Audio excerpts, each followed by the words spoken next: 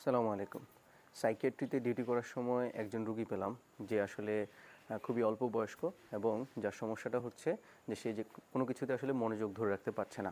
তো তার অনেক হিস্ট্রি নিয়ে আমরা যেটা বুঝতে পারলাম যে সে আসলে সোশ্যাল মিডিয়াতে অনেক বেশি ব্রেইন রট কনজিউম করে আর কি। ব্রেইন রট বলতে আসলে আমরা বোঝাচ্ছি এমন কন্টেন্ট যেগুলো আসলে তার মস্তিষ্ককে আস্তে আস্তে ড্যামেজ করে ফেলছে। মানে যে কন্টেন্ট দেখার সময় মস্তিষ্কে কোনো চিন্তা করতে হয় না, যেটা আসলে খুব সহজে আমাদের মস্তিষ্কে অনেক বেশি পরিমাণে ডোপামিন রিলিজ করে।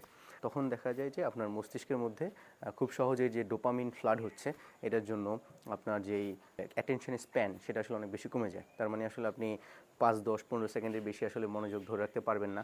আপনার মনোযোগ একটা নির্দিষ্ট টাইপের কন্টেন্টের প্রতি আসলে নিবদ্ধ থাকবে। তো দেখা যায় যে এদের যেহেতু মস্তিষ্ক খুব বেশি চিন্তা করতে হয় না, এই জন্য যেটা হচ্ছে যে ছোটোবেলায় যখন আসলে আমাদের ব্রেইনটা তৈরি হচ্ছে, সিন্যাপসগুলো জোড়া লাগতেছে, তো সেই সময় সে এমন কন্টেন্ট বেশি বেশি কনজিউম করছে যে তার আসলে যে নর্মাল আইকিউ বা ইন্টেলিজেন্স কোয়েশন সেটা আসলে খুব বেশি পরিমাণে ডেভেলপ করে না। তো অন্যান্য সাধারণ ছেলেপেলেদের থেকে তার আসলে বুদ্ধিমত্তা কম হয় আর কি। তো এটা একটা খুবই মারাত্মক সমস্যা।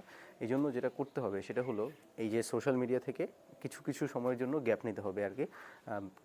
প্রতিদিন 2 ঘন্টা 3 ঘন্টা করে এভাবে আস্তে আস্তে গ্যাপ নিয়ে নিজের আসলে সময়টাকে অন্য কাজে লাগাইতে হবে আর কি। মানে বাস্তব দুনিয়ার এক্সপিরিয়েন্সের সাথে আস্তে আস্তে অভ্যস্ত হইতে হবে। তা না হলে আসলে বাস্তব ইন রিয়েলিটি যে এক্সপিরিয়েন্সগুলো আছে সেগুলোকে খুব বেশি আনন্দদায়ক মনে হবে না আর কি। কারণ এখানে আসলে খুব সহজে ডোপামিন রিলিজ হয় না। আরেকটা জিনিস হলো যে কন্টেন্টগুলো দেখা হচ্ছে এগুলোর ক্ষেত্রে আসলে গার্ডিয়ানদের একটু সুপারভিশনে রাখা, যে বাচ্চা আসলে কোন ধরনের কন্টেন্ট দেখবে, তাকে একটু বুদ্ধিদীপ্ত কন্টেন্ট দেখাইতে হবে।